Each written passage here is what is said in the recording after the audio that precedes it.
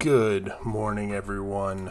Good morning, good morning, good evening, good afternoon, depending on where you are in the world. Excited to have you here. Excited to be here myself. We've got a new microphone set up, new little situation that we got going on here on this side. So really excited to be checking it out bright and early on the East Coast. But we got a cool little experience that we're going to talk about. If you're coming in for the first time, welcome.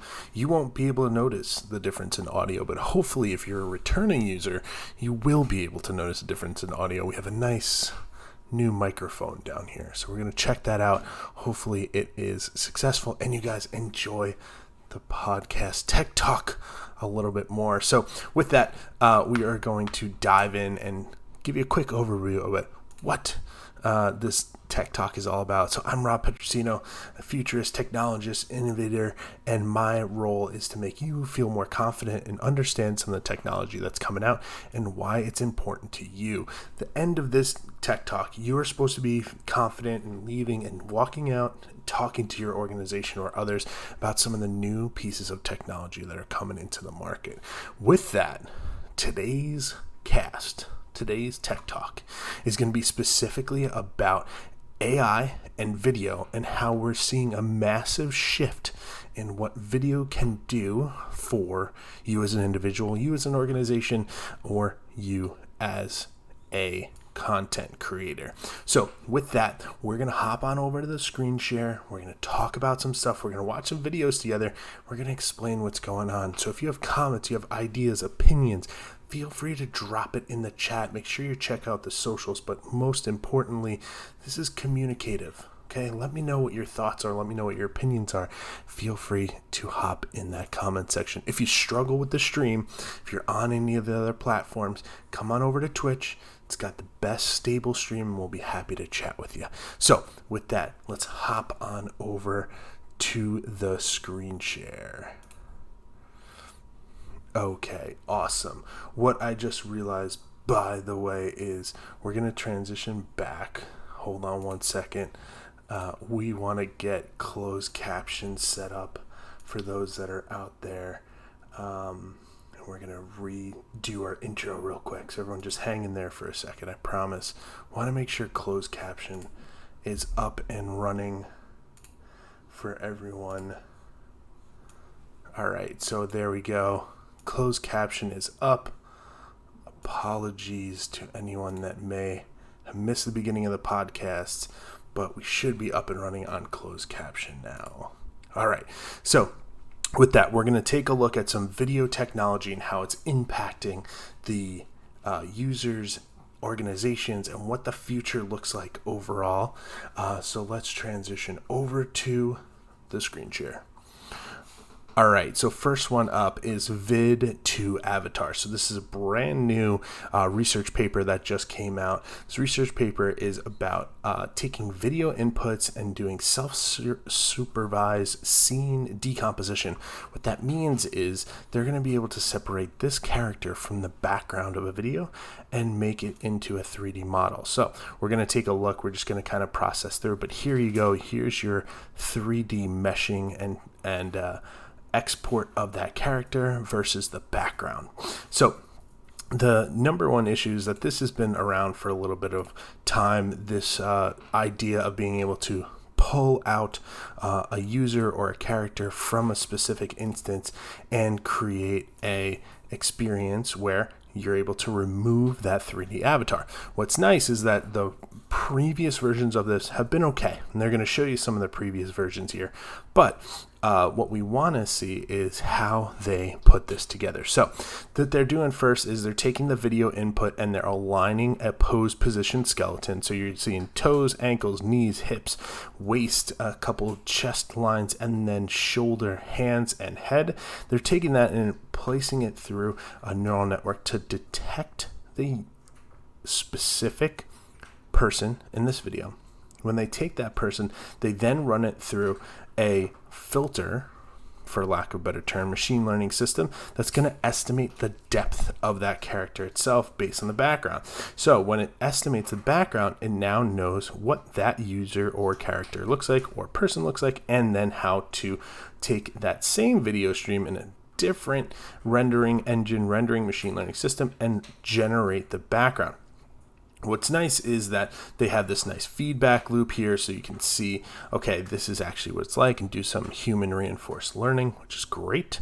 But what we want to do specifically is be able to take that character out of the scene. There's been some previous versions. Icon and Self Recon have been two different versions, but what you'll see here is you're going to get some clipping and masking issues related to some of the finer points. For example, the hand on this side and the feet on this side, they're going to pull out some other examples where you lose an arm here or both arms. Those are less than ideal if you're doing character tracking and you want to align to it. So what do? They take their model and make it a little bit better. And you can see how much better it actually gets in some of these other examples here. So this is another one. You can see that hand tracking get lost, leg tracking get lost when you have depth unable to be detected because of an object passing in front of it. See how this arm gets in front there? That is traditionally an issue for machine learning models because it doesn't understand what the background, and they're not doing it based on pixel recognition because you would never be able to actually see and or get the leg color off of this background here. So pretty interesting. Here's another comparison of it, of a dancer. Obviously you can see some really, really bad masking that's happening again when you get those arms in front of the specific user.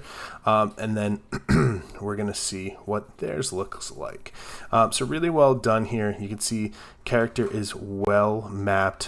What you're actually getting to is some of these depth color shading, so we know what's closer versus further away. Green is obviously closer than purple, etc. It's really, really well done. You're even almost getting some facial expressions here. From straight motion, this is non-recorded video, right? These are from movies or scenes, obviously. Truman Show down at the bottom, and you're getting that really great detection on them. Again, really great video results that you're able to get this fidelity of the shirts and or jackets in this, as well as the pants, even down to the wrinkles. That's actually really, really impressive. When it comes to applying this to a potential experience, you're going to look at pre-recorded video and then being able to generate avatars off of them. And once you start generating avatars off of them, you have a much more unique experience to replace that potentially. And this could be one of those tools that the NBA used to generate their fans in games. So really, really interesting experience, really well done overall. Kudos to those that put this together. Right here, Advanced Interactive Technologies Group and ETH Zurich. Really well done. Kudos to you guys that are out there. Super impressed. With that, we're going to transition over into our second version of video-based interactive content.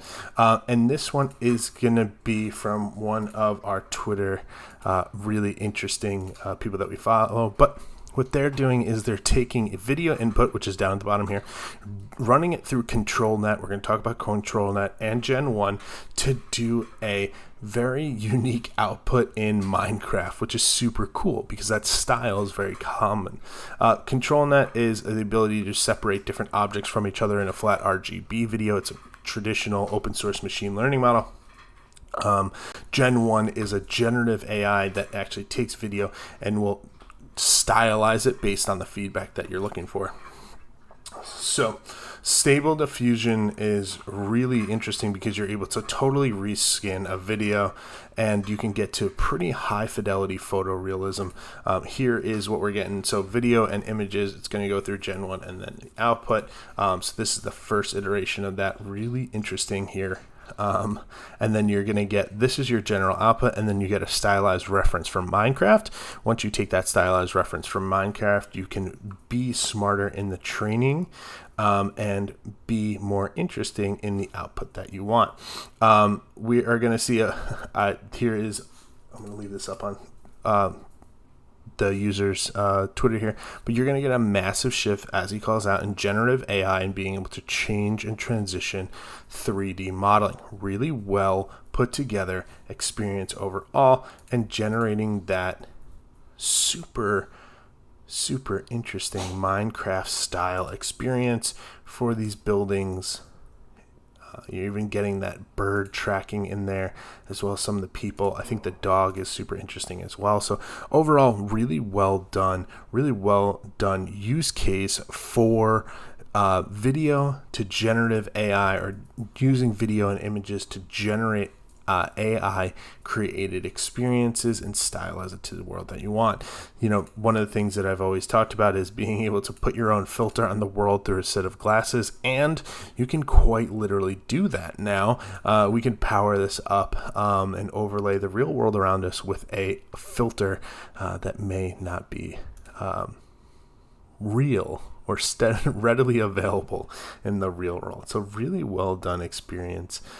This could be used for a slew of different things. If you wanted to stylize your home to a different version, you wanted to stylize your life, your downtown, your hotel, could be quite literally anything that you can restylize just based off generative AI.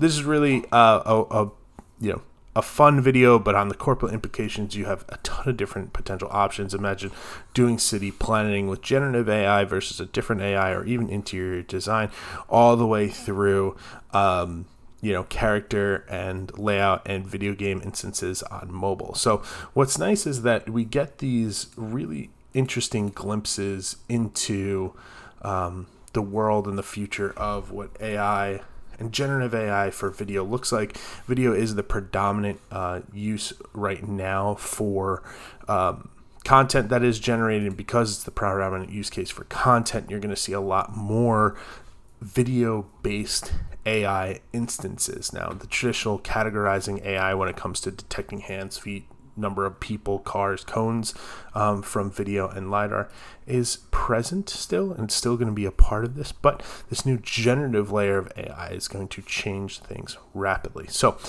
with that is our early morning podcast tech talk about generative AI and its application for different users. So I appreciate you guys stopping by and checking out what we're doing on the Tech Talk. If you're interested in learning more, make sure you check out the socials down below. If you're on Twitch, give us a follow. We're happy to chat with you whenever you can.